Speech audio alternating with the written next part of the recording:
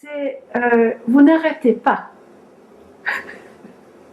C'est comme, je ne sais pas d'où vient, parce que si on est ministre, si on est le chef d'un organisme, il y a des attentes qu'on fasse des choses, mais ça c'est votre idée.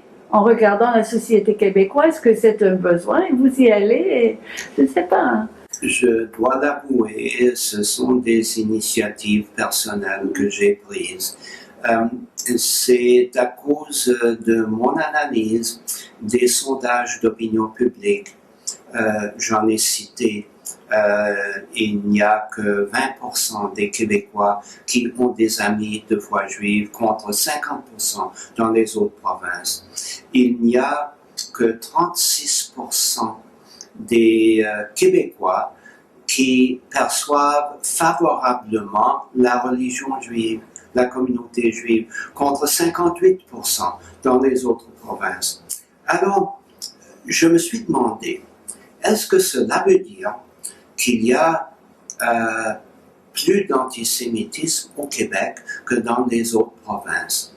Et je suis venu à la conclusion que non, que c'est de l'ignorance, c'est-à-dire que notre communauté n'est pas connue.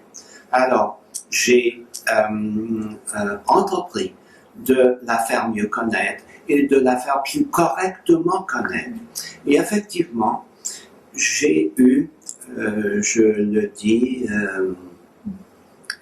en mettant de côté ma modestie habituelle, j'ai deux objectifs et j'ai atteint les deux dans chaque cas.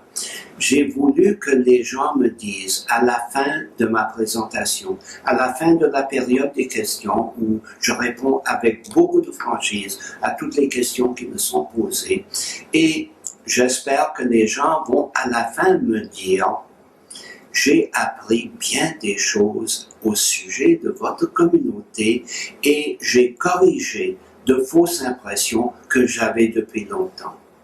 Et deuxièmement, j'espère, et c'est ce qui arrive, les gens me disent: mais vous êtes des Québécois comme nous autres.